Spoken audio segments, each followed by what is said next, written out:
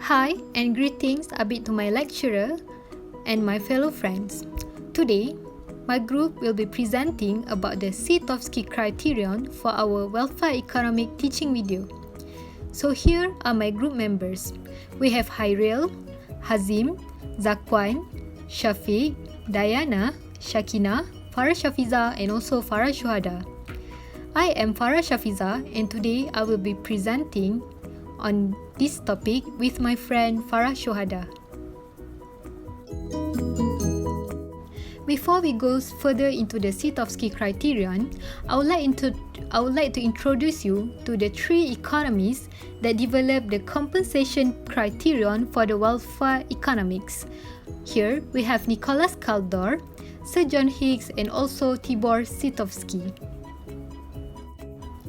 Their criterion actually related to each other and we will explain why they are related. Now, we will look at the introduction of Scitovsky Criterion. This criterion is actually developed by Tibor Scitovsky in his paper, A Note on Welfare Proposition in Economics. He did this because he wanted to solve the inconsistencies that Kaldor's and Hicks' criteria has presented. Therefore, in order to solve the inconsistency between these two economies, he required the fulfillment of both criteria simultaneously. And this is what we call as Scitovsky paradox. As we know, all the economies actually aims to achieve the Pareto efficiency. So what is actually Pareto efficiency? We can say that Pareto efficiency occurs when it is impossible to make someone better off without making someone worse off. Therefore, Kaldor and Hicks in their criterion actually try to improve the Pareto efficiency by studying the social welfare in economic reorganization which harms somebody and benefit the others.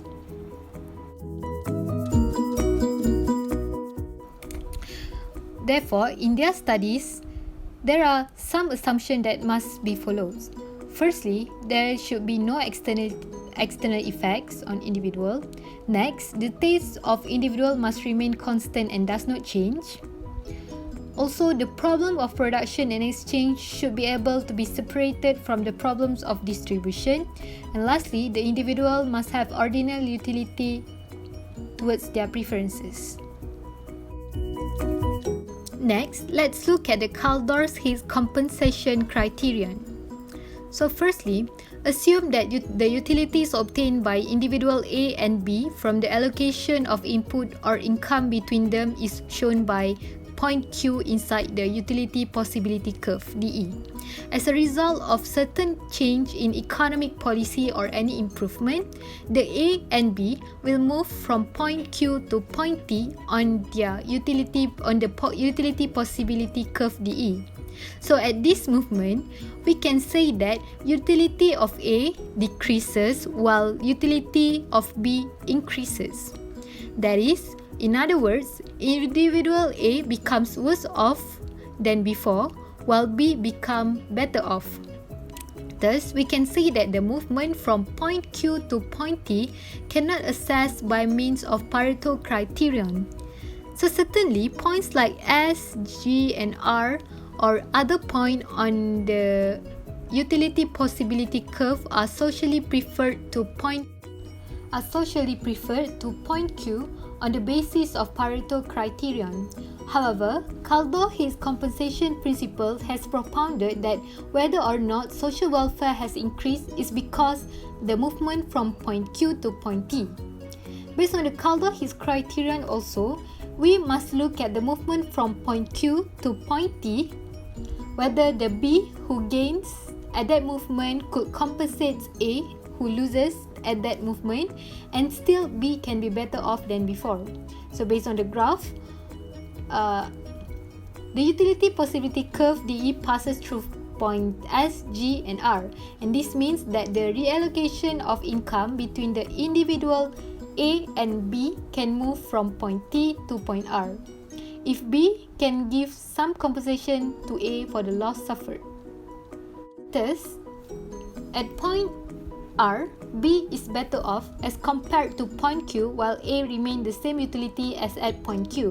Due to the policy change and consequence movement from point Q to point T, B, who is the gainer, can also compensate A, who is the loser, and still be better off than at point Q. Thus, based on this criterion, the movement from Q to T will eventually lead to the social welfare increase because they could move from point T to point R through reallocation of income. At point G, we can say that individual A and B are better off than at point Q. So I think that's all for the Kaldor-Hicks criterion. Next, we will look at the Scitovsky paradox.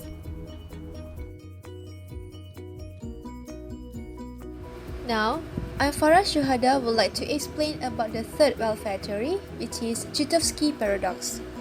Scitovsky studied the weaknesses of Kaldor and Hicks, where this approach has shown an inconsistency in terms of social improvement. So, what does it mean by inconsistency that mentioned by Scitovsky? First, let us take a look at the graph given in the figure. The graph shows two utility possibility curves, which is JK and GH. According to Kaldor and Hicks compensation, position D is superior to C as we can move to point F by redistribution. To understand it more better, by moving from point C to D, X is better off while Y is worse off. To make social improvement, X as a gainer should compensate Y to make it better off, and the compensation takes place when we move from point D to F. However, at the same time, C is also an improvement over D, as we can move to point E by redistribution. So this is what we call it as inconsistency, when there is a reversal social improvement in Kaldor and Hicks compensation. To solve the inconsistency, Scitovsky had proposed double criterion. Double criterion which states a change is an improvement if the gainers are able to persuade the losers to accept the change, and simultaneously, losers are not able to persuade the gainers to remain in the original situation.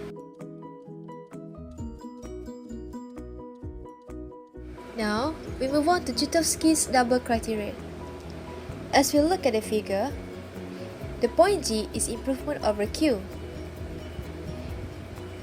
While social improvement, gainer can persuade the losers to accept the change, but loser cannot persuade the gainers to remain in the same state. Hence, we can conclude that Scitovsky's double criterion will not lead to the inconsistency as well as reversal social improvement as appeared in the Kaldor and Hicks compensation.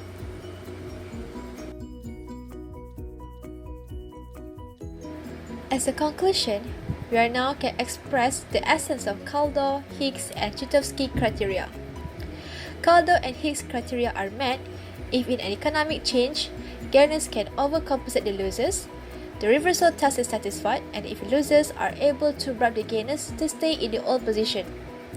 While the Scitovsky double test is satisfied by the fulfillment of the Kaldor-Hicks test plus the non-fulfillment of the reversal test. That's all our explanation about welfare economics Scitovsky criterion. Hope all of you can benefit from this teaching video. Thank you.